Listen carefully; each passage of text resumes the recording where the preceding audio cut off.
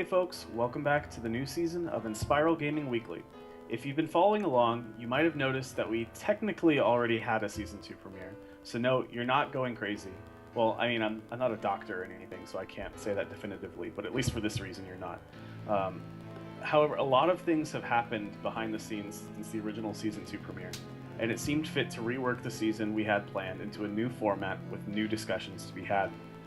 That being said, it wouldn't be an episode of Inspiral Gaming Weekly without my partner, Robert Hodge, here with me at the helm. Hey, how's it going, everyone?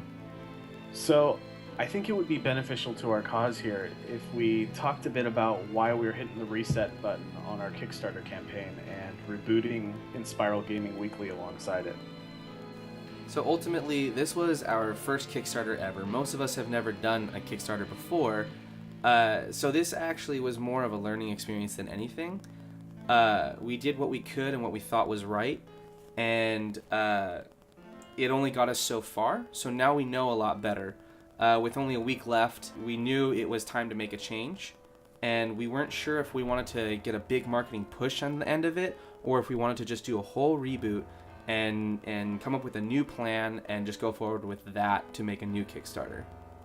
Well, since you mentioned it as a learning experience, do you want to kind of talk about what kind of things we learned, maybe what we're going to do before we start again with this new Kickstarter?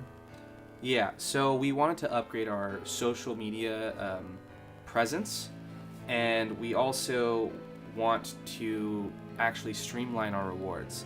We noticed that the rewards were actually overwhelming. We had a lot of different cool things that people could get, but it was also wordy, and some people don't like to read. So we want to make it easier for people to really identify, oh, this is exactly what I want. We want to do so before the Kickstarter comes out so that people can be more prepared for what's to come. Yeah, I definitely agree. We got a lot of support from our community through social media and our Kickstarter throughout the campaign, but it would have helped if we had built more interest before the campaign instead of while it was going on. And, to go along with that, we also have a new marketing plan with a kind of a new way to look at things that's been drawn up since our team has shifted around. We've added some new members. Yeah, we've got some new programmers, and we have a marketing expert on our team now. And of course, we still have all our artists and our web developers. And of course, there's us. So we've not only brought in some new people, but we've also kind of reallocated some of our responsibilities. Danny and I are still doing Inspiral Gaming Weeklies, obviously, and we're going to take more time to do even more content for the website.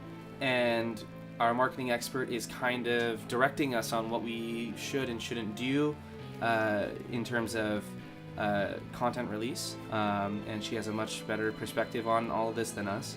So we're kind of following her lead in that regard, and our new programmers are actually starting up on rebuilding, or I shouldn't say rebuilding, but rather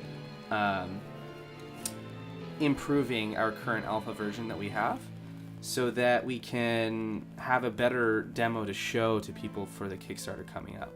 Yeah, speaking of new content, I think now would probably be a good time to talk about Inspiral Inspirations. So Inspiral Inspirations is an idea that we came up with recently where we're actually going to make blog posts onto the website that players or fans of ours can read. And all it's about is essentially what inspired us to create Dimension Door, whether it's some movies or other games, whether it's board games or card games or computer games, all of it, what artwork even that inspired us to create Dimension Door and everything within the world of Dimension Door. So what we're going to do is the written blog is going to be like highly detailed, talking about let's say, for example, a game. We'll talk about this specific game and what kind of mechanics were inspiring us to create the kind of mechanics that you'll see in Dimension Door.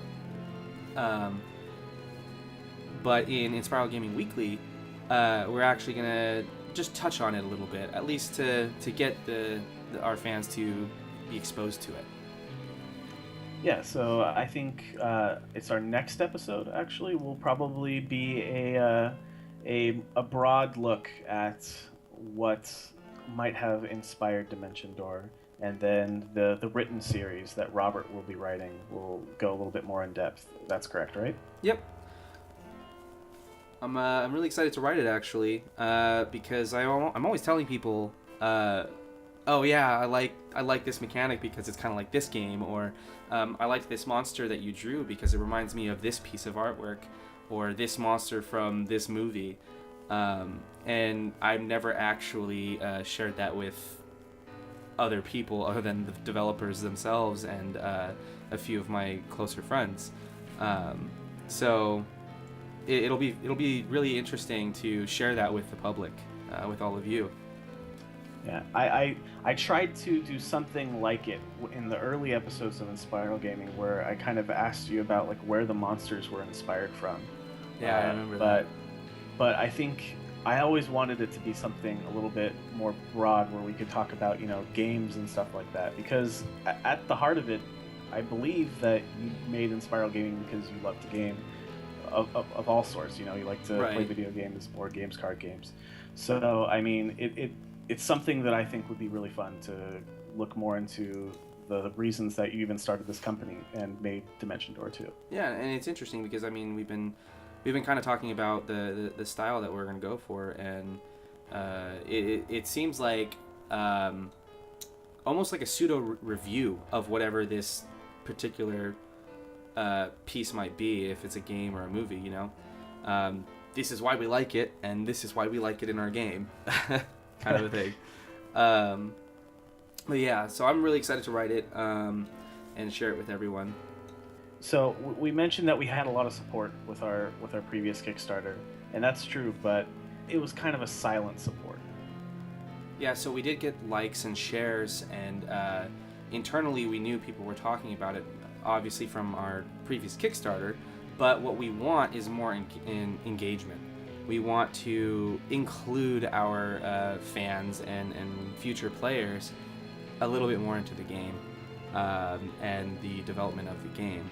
So we have some plans that we're going through with that we want to have more visible response, and also to possibly affect Dimension Door its final result.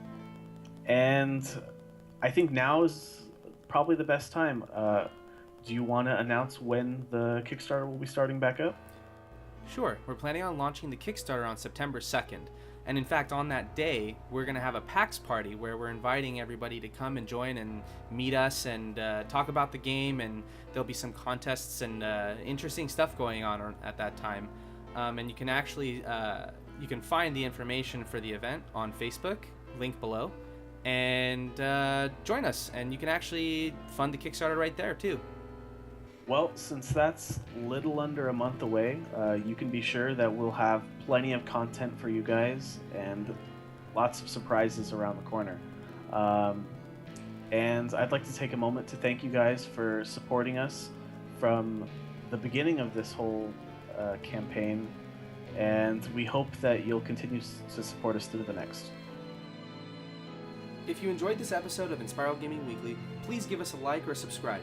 If you didn't, we'd love to hear your feedback in the comments below so we can improve your experience for next time.